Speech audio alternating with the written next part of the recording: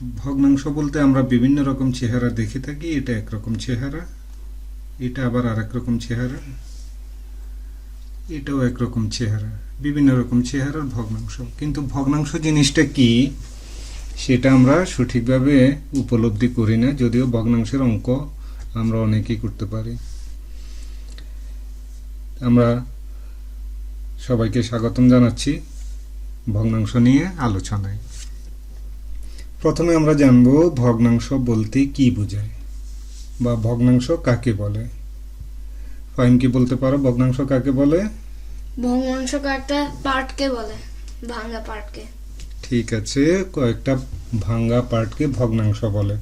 আসলে ভগ্নাংশ শব্দটা অর্থ হলো ভাঙা অংশ। কি জিনিস?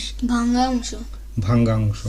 তাহলে কোনো কিছুর ভাঙা অংশকে ভগ্নাংশ বলে। হ্যাঁ, কোনো কিছুর ভাঙা অংশকে ভগ্নাংশ বলে। হ্যাঁ, ভগ্নাংশ তাহলে কাকে বলে? কোনো কিছুর ভাঙা অংশকে ভগ্নাংশ বলে। ভগ্নাংশ বলে। ঠিক আছে, আমরা বুঝলাম কোনো কিছুর ভাঙা অংশকে ভগ্নাংশ বলে। তাহলে কোনো কিছুর ভাঙা অংশ বলতে কি বোঝায় আমরা একটু বোঝার জন্য চেষ্টা করি। আমরা শুরু করলাম। তুমি বিস্কিট পছন্দ করো? হ্যাঁ, করি। ঠিক আছে, এখানে আমরা একটা বিস্কিট দেখতেছি। এটার মধ্যে সম্ভবত কিছু চকলেট পার্ট দেয়া আছে, চকলেটের কুকি। তোমরা স্কুলে নাস্তা করার জন্য অনেকে হয়তো বিস্কিট নিয়ে যাও বা দোকান থেকে বিস্কিট কিনে খাও। তো এটা একটা বিস্কিট। এখন তুমি এবং তোমার আর একজন বন্ধু যদি দুজন হয়ে যাও, কিন্তু তোমাদের কাছে মাত্র একটা বিস্কিট আছে, তাহলে কি করবা তোমরা? ভাগ করব। হ্যাঁ, বিস্কিটটাকে ভাগ করব। তো আমরা ভাগ করি বিস্কিটটাকে। যদি মাঝখান দিয়ে সমানভাবে ভাগ করি বিস্কিটটাকে, তাহলে কি দাঁড়ালো? বিস্কিটটা দুটো টুকরো হয়ে গেল। কয়টা টুকরো হলো? দুইটা টুকরা হলো। ছিল একটা বিস্কিট, সেটা এখন দুইটা টুকরা হয়ে গেছে। তাহলে আমরা কি পেলাম? এটা হলো একটা ভাঙ্গা অংশ। পুরা বিস্কিটের এটা একটা ভাঙ্গা অংশ, বা আমরা বলতে পারি এটা একটা ভগ্নাংশ। ছিল একটা বিস্কিট, সেটাকে আমরা ভেঙে দুটো টুকরো বানিয়েছি। এই টুকরাটা হলো একটা ভগ্নাংশ এবং এই টুকরাটাও একটা ভগ্নাংশ বা ভাঙ্গা অংশ। তাহলে আমরা সব মিলে কয়টা ভাঙ্গা অংশ পেলাম? দুইটা। একটা ভাঙ্গা অংশ এবং দুইটা ভাঙা। এটা একটা ভাঙ্গা অংশ। সব মিলে আমরা দুইটা ভাঙ্গা অংশ পেয়েছি বিস্কিটটার। আমরা বলবো দুইটা ভগ্নাংশ পেয়েছি। কয়টা ভগ্নাংশ পেয়েছি? দুইটা ভগ্নাংশ পেয়েছি। কিন্তু ঘটনা যদি এমন ঘটে যে তোমাদের কাছে একটা মাত্র বিস্কিট ছিল, টিফিন পিরিয়ডে তোমার সাথে তোমার আরো 3 জন বন্ধু আসলো, তাহলে সব মিলে কয়জন হলো? 4 জন। তাহলে বিস্কিটটাকে কি করতে হবে? 4টা ভাগ করতে হবে। আমরা বিস্কিটটাকে এখন 4টা ভাগ করতেছি। 4টা ভাগ করে ফেললাম বিস্কিটটাকে। 4টা ভাগ করার পরে এটা একটা টুকরো। এই টুকরাটাকে আমরা টোটাল বিস্কিটটার কি বলবো? একটা ভাঙ্গা অংশ।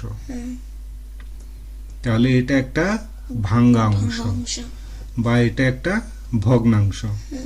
তাহলে এটা কি? এটাও একটা ভগ্নাংশ, তাছাড়া ভাঙ্গা অংশ।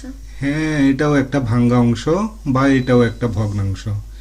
একইভাবে এটাও একটা ভাঙ্গা অংশ বা ভগ্নাংশ। এটাও একটা ভাঙ্গা অংশ বা ভগ্নাংশ।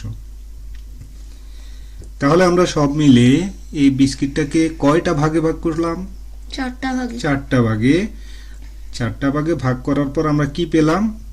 4টা ভাঙ্গা অংশ পেলাম, মানে 4টা ভগ্নাংশ। হ্যাঁ, আমরা 4টা ভগ্নাংশ পেয়েছি একটা বিস্কিট থেকে। এবার তুমি কি পিজা পছন্দ করো? হ্যাঁ, করি। পিজা দেখো তো, এই পিজাটা কয়টা ভাগ করা আছে? 8টা ভাগ।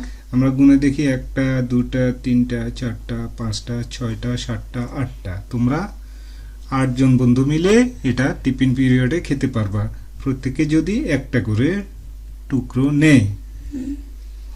তাহলে আমরা এখানে কয়টা ভাঙ্গা অংশ বা কয়টা টুকরা পেলাম? 8টা। 8টা ভাঙ্গা অংশ পেয়েছি, অথবা আমরা বলতে পারি 8টা ভগ্নাংশ পেয়েছি। ভগ্নাংশ মানে কি জানি? ভগ্নাংশ মানে ভাঙ্গা অংশগুলো। ভাঙ্গা অংশ। তাহলে কি আমরা এখানে 8টা ভাঙ্গা অংশ পেয়েছি? যদি এভাবে কাটি, যেভাবে দাগ দেওয়া আছে এভাবে যদি কেটে ফেলি, কয়টা ভগ্নাংশ হবে? 8টা ভগ্নাংশ। হ্যাঁ, 8টা ভাঙ্গা অংশ হবে, বা আমরা বলতে পারি 8টা ভগ্নাংশ হবে। তাহলে ভাঙ্গা অংশ হলো আসলে টুকরো, একটা জিনিসের টুকরো। ভাঙ্গা অংশকে আমরা ভগ্নাংশ বলতে পারি, অথবা একটা জিনিসের টুকরাগুলোকে আমরা ভগ্নাংশ বলতে পারি। ঠিক আছে, এটুকু পর্যন্ত আমরা বুঝলাম। এবার আমরা একটু অন্যদিকে যাই। আমরা প্রথমে কি করেছিলাম? একটা বিস্কিটকে মাঝখান দিয়ে আমরা কয়টা ভাগে ভাগ করেছিলাম? 2টা ভাগে ভাগ করে ফেলেছিলাম। একটা বিস্কিটকে একটা ভাগ, 2টা ভাগ, 2টা ভাগে আমরা ভাগ করে ফেলেছিলাম। ঠিক আছে, দুটো ভাগে ভাগ করার পরে আমরা আমাদের একজন বন্ধুকে একটা টুকরা দিয়ে দিয়েছিলাম।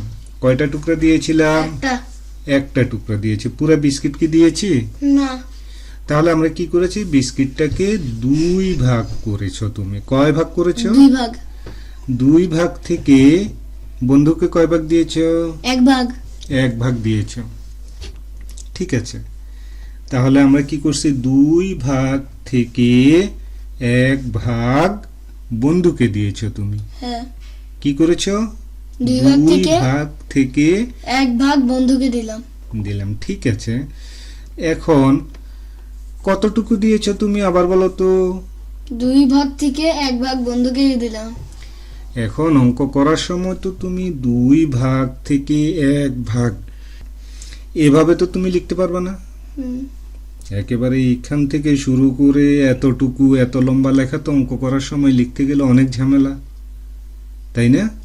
2 ভাগ থেকে 1 ভাগ এভাবে লেখা অনেক ঝামেলা, এভাবে বানান করে করে লেখা। তাহলে গণিতের ভাষায় এই ঘটনাটাকে আমরা ছোট্ট করে কিভাবে লিখব? এটা একটা ঝামেলা, তাই না? গণিতের ভাষায় কিভাবে লিখবা তুমি? 2 ভাগ থেকে বন্ধুকে যে 1 ভাগ দিয়েছো, তাহলে এটা আমাদের 1 নাম্বার প্রবলেম। আমরা এই প্রবলেমটা একটু পরে সমাধান করব। ঠিক আছে। 2 ভাগ থেকে 1 ভাগ বন্ধুকে যে দিলাম, সেই 2 ভাগ থেকে 1 ভাগ এই জিনিসটা ছোট্ট করে কিভাবে লেখা যায় সেটা আমরা একটু পরে জানবো। এবার আমরা একটু অন্যদিকে যাই। আমরা বিস্কিটটাকে একবার 4 ভাগ করেছিলাম, তাই না? হ্যাঁ। তোমার সাথে আরো 3 জন বন্ধু ছিল, সব মিলে 4 জন হয়েছিল, সেই জন্য বিস্কিটটাকে 4 ভাগ করেছিলাম। এখান থেকে তোমার একজন বন্ধু যদি একটা টুকরো নিয়ে যায়, তাহলে কি হলো? তোমার কাছে থাকলো আর কয় টুকরা? 1টা, 2টা, 3টা টুকরা থাকলো। তাহলে তুমি কি করছো? বিস্কিটটাকে 4 ভাগ করেছো। সেই 4 ভাগ থেকে একটা ভাগ বন্ধুকে দিয়েছো এবং বন্ধু একটা ভাগ নিল। তাহলে কতটুকু নিল? 4 ভাগ থেকে 1 ভাগ নিল। গণিতের ভাষায় এটাকে ছোট্ট করে কিভাবে লিখবো? 4 ভাগ থেকে 1 ভাগ। এটা আমাদের 2 নাম্বার সমস্যা। এই কথাটুকু গণিতের ভাষায় ছোট করে কিভাবে লেখা যায়? 4টা টুকরা ছিল, 4 ভাগ ছিল, 4 ভাগ থেকে একটা ভাগ একজন বন্ধু নিল। এবার যদি এমন হয় যে ওই বন্ধু আরো একটা টুকরা নিয়ে নিল, তাহলে এখন কি ঘটলো? বিস্কিটটাকে তুমি 4 ভাগ করেছিলে, তাই না? সে 4 ভাগ থেকে তোমার বন্ধু 2টা ভাগ নিয়ে নিল। তাহলে 4 ভাগ থেকে 2 ভাগ এটা কিভাবে লিখব? আমাদের কাছে বিস্কিট কয়টা? সব মিলে একটা বিস্কিট। এটা তো একটা বিস্কিট, কিন্তু 4 ভাগ করা হয়েছে। হ্যাঁ, 4 ভাগ করা হয়েছে। 4 ভাগ থেকে 2টা ভাগ বন্ধু নিয়ে নিল। এখন এই কথাটাকে আমরা গণিতের ভাষায় কিভাবে লিখব সেটা আমরা দেখব। আবার ঘটনা তো এমনও হতে পারে ওই বন্ধু 3টা ভাগে নিয়ে নিল, তোমার জন্য শুধু একটা থাকলো। হ্যাঁ, তাহলে বন্ধু কতটুকু নিল, কতটুকু নিল? 3 ভাগ নিল। শুধু 3 ভাগ নিল, এ কথা বললে তো বোঝা যায় না। আর একটা প্রশ্ন থেকে যায় যে ওখানে কয়টা ভাগ ছিল, বন্ধু কয়টা ভাগ নিল? সুন্দর করে বললে কি বলতে হবে? 4 ভাগ থেকে 3টা ভাগ নিল। তাহলে কতটুকু নিল বলো তো আবার, কতটুকু নিল? 4 ভাগ থেকে 3টা ভাগ নিল। 3টা ভাগ নিল। তাহলে 4 ভাগ থেকে 3 ভাগ, এটাকে আমরা গণিতের ভাষায় কিভাবে লিখব? এটাও একটা সমস্যা। এবার আর একটু সামনে গিয়ে দেখি। এবার দেখতেছি বন্ধু একেবারে 4টা টুকরাই নিয়ে নিল। বন্ধু কি করলো? 4 টুকরোই নিয়ে নিল। আমাদের কাছে কয়টা বিস্কিট ছিল? একটা বিস্কিট, তাই না? সেটাকে আমরা 4টা ভাগ করেছিলাম। সেই 4 ভাগ থেকে বন্ধু 4টা ভাগে নিয়ে নিল। তাহলে আমরা দেখি এখানে বিস্কিটটাকে 4 ভাগ করেছিল তুমি, তাই না? হ্যাঁ। সে 4 ভাগ থেকে তোমার বন্ধু কি করলো? 4টা ভাগে নিয়ে নিল। তাহলে বন্ধু কতটুকু নিল? বন্ধু 4 ভাগ থেকে 4টা ভাগে নিয়ে নিল, মানে হ্যাঁ। পুরো একটা বিস্কিট নিয়ে নিল। পুরো একটা বিস্কিটই নিয়ে নিল। তাহলে 4 ভাগ থেকে 4 ভাগ, এটাকে আমরা গণিতের ভাষায় কিভাবে লিখব? আমরা একটু পরে সমাধান করব। ঠিক আছে, দেখি এবার এই যে গণিতের ভাষায় কিভাবে লিখব আমরা। এটাকে গণিতের ভাষায় ছোট্ট করে লেখার জন্য একটা সুন্দর নিয়ম আছে। 4 ভাগ থেকে 1 ভাগ, 4 ভাগ থেকে 2 ভাগ, বা 4 ভাগ থেকে 3 ভাগ, এই কথাগুলোকে গণিতের ভাষায় ছোট্ট করে লেখার জন্য একটা সুন্দর নিয়ম আছে। এই নিয়মটা আমরা কখন ব্যবহার করি? কখন ব্যবহার করি ছোট্ট করে গণিতের লেখার জন্য? সময়, তাছাড়া অঙ্ক করার সময়। অঙ্ক করার সময় আমরা সেই নিয়মটা ব্যবহার করি। কখন ব্যবহার করি? অঙ্ক করার সময়। অঙ্ক করার সময় ব্যবহার করি। সেই নিয়মটা কি? সেই নিয়মটা হলো, কি নিয়মটা? তুমি প্রথমে মাঝখান দিয়ে একটা দাগ টানবা। টানবো। একটা দাগ টানার পরে এরপর তোমার বিস্কিটটাকে কয়টা ভাগ করেছো সেটা লিখবে নিচে। ঠিক আছে, লিখলাম। আর বন্ধু কয়টা ভাগ নিয়েছে সেটাকে লিখবা উপরে, ঠিক আছে, দাগের উপরে। লিখলাম। সব মিলে কি তাহলে কিভাবে? নিয়মটা কি? প্রথমে একটা দাগ টানতে হয়, তাই না? হ্যাঁ। দাগ টানার পরে দাগের নিচে কি লিখবা? কি লিখবা বলো তো? দাগের নিচে কয়টা ভাগ করা হয়েছে ওটা লিখবো। আচ্ছা, আমরা বিস্কিটটাকে প্রথমে কয় ভাগ করেছিলাম?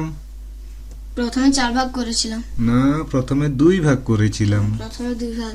তাহলে নিচে কি লিখতে হবে? 2 দুই। ভাগ। সেখান থেকে বন্ধু কয় ভাগ নিয়েছিল? 1 ভাগ। তাহলে উপরে কি লেখা লাগবে? 1। আচ্ছা, পরে বিস্কিটটাকে কয় ভাগ করেছি? তারপরে বিস্কিটটাকে 4 ভাগ করেছি। তাহলে দাগের নিচে কি লিখতে হবে? 4। এরপর উপরে লিখবো বন্ধু যে কয়টা টুকরা নিয়েছে হ্যাঁ। সেই কয়টা টুকরা। ঠিক আছে, আমরা তাহলে এই নিয়মে চেষ্টা করি আমাদের আগের সমস্যাগুলা সমাধান করার জন্য। ঠিক আছে, আমাদের প্রথম সমস্যাটা ছিল কি? বিস্কিটটাকে আমরা 2 ভাগ করেছিলাম, তাই না? হ্যাঁ। তারপর বন্ধু কি করলো? 2 ভাগ থেকে একটা ভাগ নিয়েছিল। তাহলে গণিতের ভাষায় যদি আমরা এটাকে লিখতে যাই, প্রথমে একটা দাগ টানলাম। হ্যাঁ। এই যে দাগ টানলাম। নিচে কি লিখতে হবে? জিনিসটাকে তুমি কয়টা ভাগ করেছিলে সেটা লিখতে হবে না? হ্যাঁ। তাহলে কয়টা ভাগ করেছিলা? 2। এই যে 2 ভাগ 2টা করেছিলে। ভাগ তাহলে দাগের নিচে লিখবো আমরা 2। আর বন্ধু কয়টা ভাগ নিয়েছিল? একটা ভাগ নিল। তাহলে দাগের উপরে লিখতে হয় কি? কয়টা অংশ বন্ধুকে দিয়েছো বা কয়টা অংশ বন্ধু নিল, অথবা কয়টা টুকরা বন্ধু নিল। কয় টুকরা নিয়েছিল? 1 এক টুকরা। টুকরা। তাহলে দাগের উপরে লিখবো এক। 1। তাহলে এটাকে আমরা কিভাবে পড়বো? এটাকে পড়বো 2 ভাগের 1 ভাগ।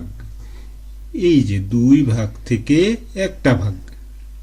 তাহলে এই লম্বা কথাটাকে গণিতের ভাষায় আমরা ছোট্ট করে লিখতে পেরেছি।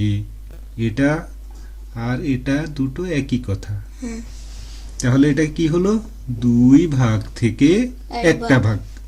ঠিক আছে, তাহলে আমরা লম্বা কথাকে ছোট করে লিখতে জানি। হ্যাঁ এবার আসি, বিস্কিটটাকে যে আমরা 4 ভাগ করেছিলাম সেখানে কি হলো? বিস্কিটটাকে কয় ভাগ করেছি? 4টা ভাগ করেছিলাম, তাই না? 4টা ভাগ।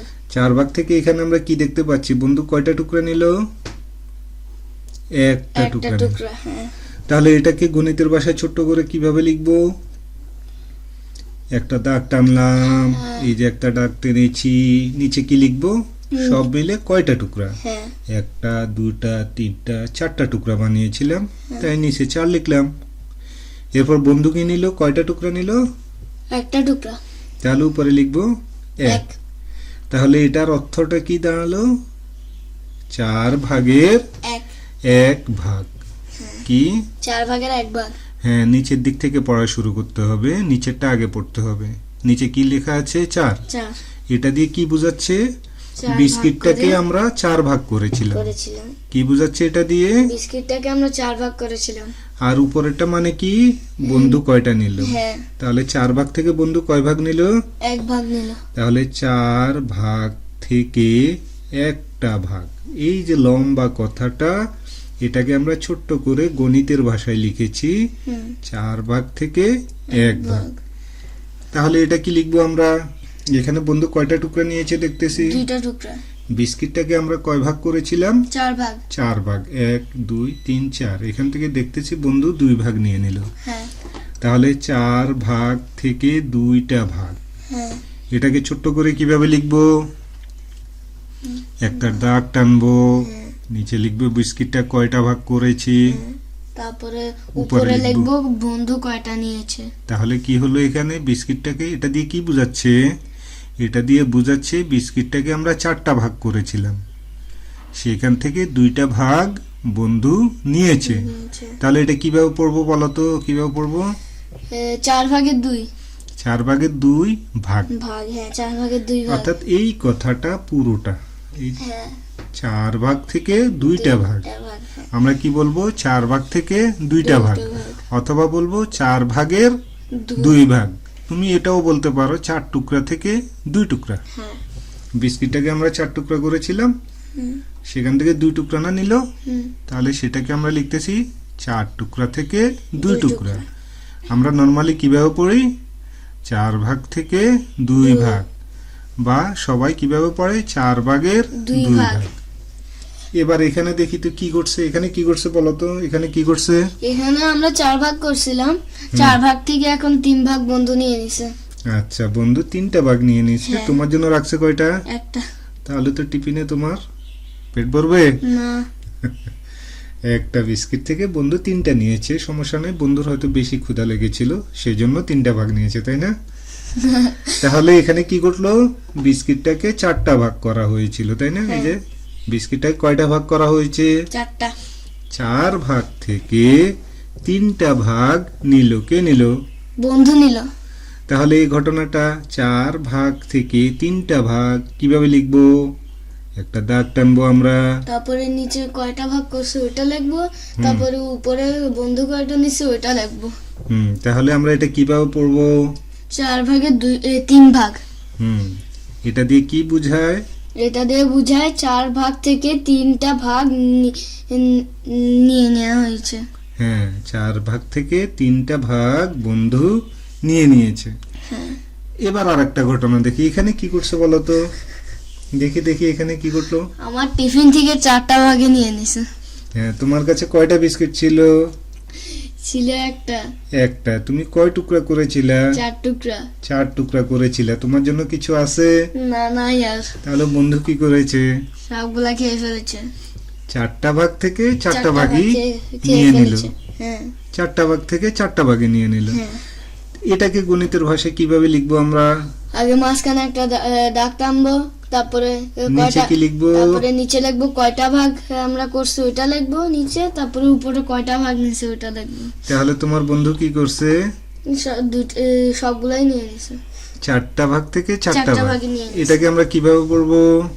4 ভাগের 4 ভাগ। 4 ভাগের 4 ভাগ। আচ্ছা, 4 ভাগ করছিলা, সেখান থেকে 4 ভাগে নিয়ে নিলে। তাহলে বন্ধু আসলে কয়টা বিস্কিট নিল? বন্ধু আসলে একটা বিস্কিটই নিয়ে নিল। হ্যাঁ, একটা বিস্কিটকে 4 টুকরো করেছিলাম আমরা, সে 4 টুকরাই নিল। হ্যাঁ। 4 টুকরা বলতে 1 টুকরা, 2 টুকরো, 3 টুকরা, 4 টুকরা। 4 টুকরা মিলে আসলে কয়টা বিস্কিট হলো এখানে? একটা বিস্কিট। হ্যাঁ। তাহলে দেখা যাচ্ছে যে নিচে আর উপরে যদি সমান সমান হয়, সেটা দিয়ে কি বোঝায়? 1 বোঝায়। হ্যাঁ। কি বোঝায়? এক মানে একটা পুরা বিস্কিট আছে, হ্যাঁ। একটা পুরা বিস্কিট। যদি নিচে 5 থাকতো, উপরেও 5 থাকতো, তাহলে সেটা দিয়ে আসলে কি বোঝাতো? একটা পুরা জিনিস। হ্যাঁ, একটা পুরো জিনিস বোঝাতো। সেটা একটা বিস্কিট হতে পারে, একটা পিজা হতে পারে, সব মিলে নিচে যত আছে উপরেও যদি তত থাকে, তখন আমরা বুঝবো যে পুরো জিনিসটাই নিয়ে নিল। এবার আমরা পিজা, তুমি কি পিজা পছন্দ করো? হ্যাঁ। পিজা পছন্দ করো, ঠিক আছে। এখানে কয়টা না টুকরো আছে? 8টা। 8টা টুকরো আছে এই পিজাতে। এখন কি হলো ঘটনাটা দেখো তো। তোমার বন্ধু একটা টুকরো নিয়ে নিল। তাহলে তোমার বন্ধুকে কতটুকু দিয়েছো তুমি? আমি 8 ভাগ থেকে 1 ভাগ দিয়ে দিছি।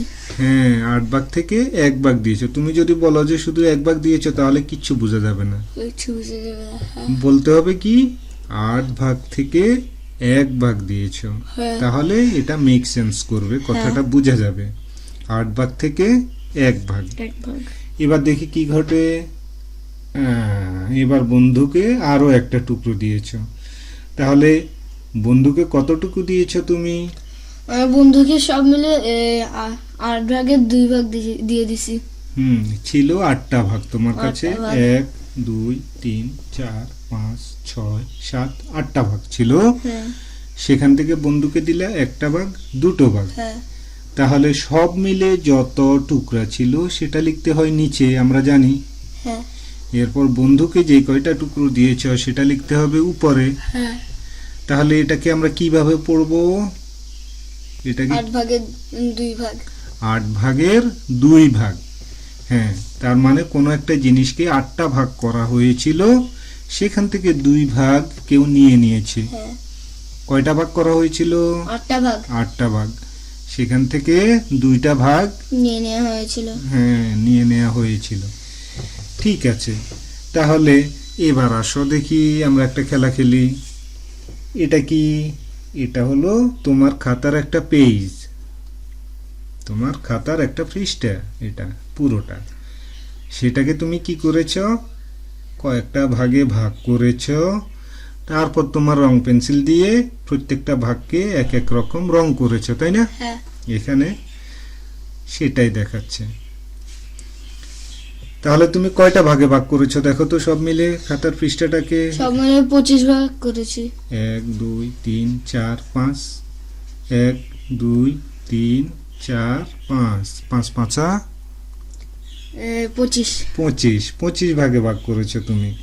আচ্ছা, এখন যদি আমি তোমাকে বলি লাল রং কতটুকু, তুমি তোমার খাতার এই পৃষ্ঠাটাকে কতটুকু লাল রং করেছো? এই পৃষ্ঠাটার কতটুকু অংশ লাল রং করেছো তুমি? কিভাবে বলবা? 25 ভাগের 6। কিভাবে আমরা হিসাব করেছি? প্রথমে আমরা কয়টা ভাগে ভাগ করেছি সেটা হিসাব করব, আমরা জানি। এইভাবে বলার জন্য কি করতে হয়? একটা দাগ টানতে হয়, হ্যাঁ। তাই না? দাগ টেনে নিচে আমাদেরকে কি লিখতে হবে? 25 কয়টা ভাগে ভাগ করেছি সেটা হ্যাঁ। লিখতে হবে। এখানে কয়টা ভাগে ভাগ করেছি? এখানে 25টা ভাগে ভাগ করেছি। তাহলে আমরা নিচে লিখব কি? 25। 25। এবার উপরে কি লিখব? উপরে হলো কয়টা টুকরা, আমরা টোটাল আছে এখানে 25টা ভাগ। হ্যাঁ। লাল রং আছে কয়টা ভাগে আমরা গুনে দেখি? 1টা 2টা 3টা 4টা 5টা 6টা। কয়টা? 6টা। আচ্ছা, তাহলে সব মিলে ছিল 25টা ঘর বা 25টা ভাগ। আমরা নিচে লিখছি সব মিলে কত ভাগ সেটা। উপরে লিখবো হলো লাল রং কয়টা ভাগে আছে। কয়টা ভাগে আছে জানি গুনলাম? 6টা ভাগ না? হ্যাঁ, 6টা ভাগ। তাহলে আমরা উপরে লিখবো 6। 6। তাহলে লাল রং কতটুকুতে আছে? 25 ভাগের 6 ভাগে। 6 ভাগে, হ্যাঁ 25 অথবা অন্যভাবে বলতে পারে 25টা ঘরের মধ্যে 6টা ঘর লাল রং করা আছে। হ্যাঁ। আসলে কি তাই? হ্যাঁ এখানে কি 25টা ঘর আছে সব মিলে? হ্যাঁ আছে। আর উপরে 6টা ঘর কি লাল রং করা আছে? হ্যাঁ আছে। তাহলে লাল রং কতটুকুতে আছে?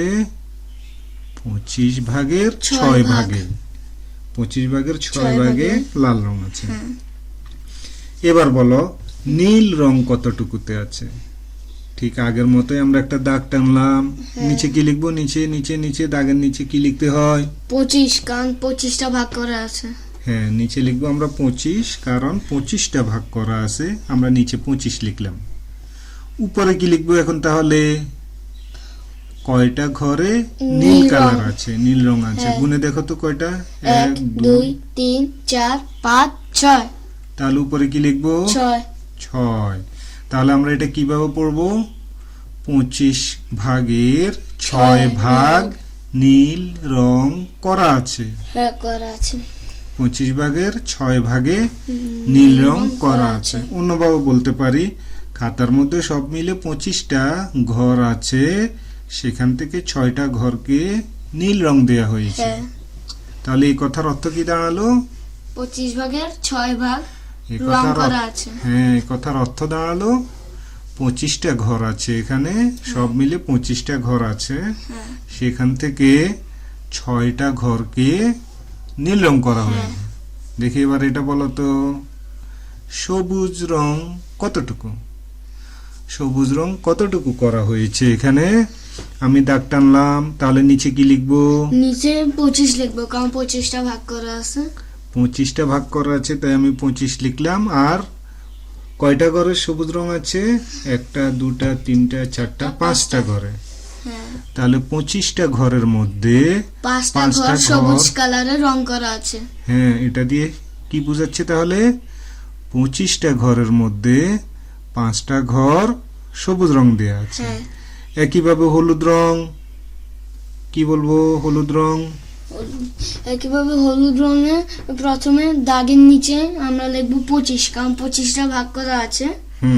তারপরে তারপরে আমরা গুনবো হলুদ রং কয়টা।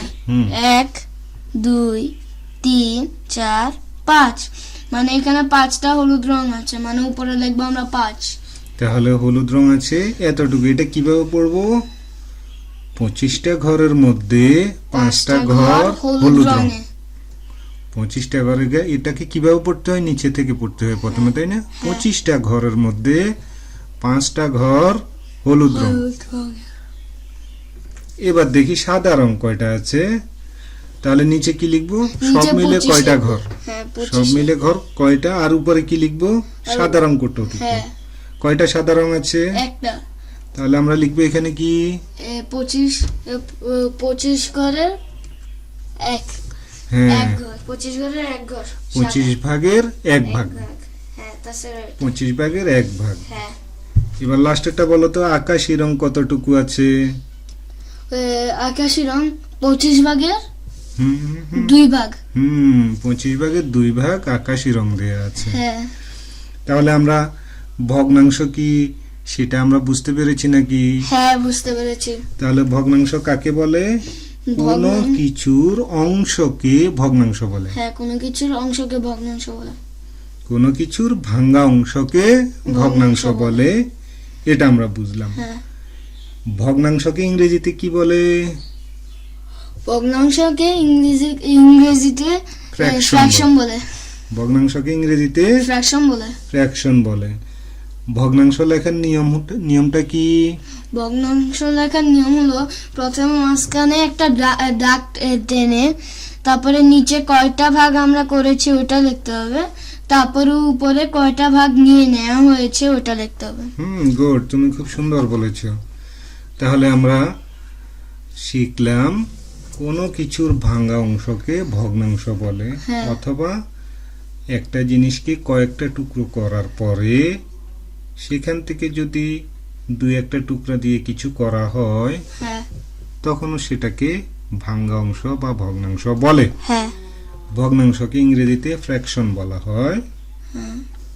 ভগ্নাংশ লেখার নিয়ম হলো, প্রথমে একটা দাগ টানবো, তারপর একটা জিনিসকে সব মিলে কয় ভাগ করা হয়েছে বা কয় টুকরা করা হয়েছে সেটা লিখবো নিচে, হ্যাঁ আর উপরে লিখবো বন্ধু কয়টা টুকরা নিল সেটা। তাহলে আমরা আগামী ক্লাসে শিখব কি ভগ্নাংশ কত প্রকার। এই যে কিছু ভগ্নাংশতে মাত্র দুটো জিনিস, নিচে একটা উপরে একটা, হ্যাঁ আবার কিছু ভগ্নাংশতে তিনটা জিনিস, পাশে একটা নিচে একটা উপরে একটা। হ্যাঁ আবার কোথাও কোথাও কিছু ঝামেলাও আছে, এখানে দেখতেছি নিচে ছোট উপরে বড়, হ্যাঁ এই যে উপরেরটা বড় নিচেরটা ছোট। হ্যাঁ আবার এখানে দেখতেছি নিচেরটা বড় উপরেরটা ছোট। যেটা আমরা আজকে শিখলাম। আজকে আমরা এটা শিখলাম। তো তাহলে এগুলা এরকম কিভাবে হয় বা এগুলা কোনটাকে কি বলে, এই জিনিসগুলো আমরা আগামী ক্লাসে শিখব। ভগ্নাংশ কত প্রকার এবং কি কি। আগামী ক্লাসের জন্য তোমাদের সবাইকে অগ্রিম কি জানাচ্ছি, আমন্ত্রণ। তোমরা সবাই আগামী ক্লাসে জয়েন করবে ইনশাল্লাহ। গুড বাই, ভালো থেকো।